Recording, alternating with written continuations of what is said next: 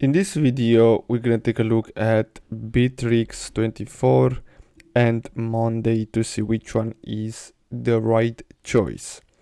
So I have here a list with different features. Now we're going to start with Bitrix. As you can see, they offer built-in CRM, project management, chat and HR tools, free plan with robust features. The downside can be cluttered, steep learning curve.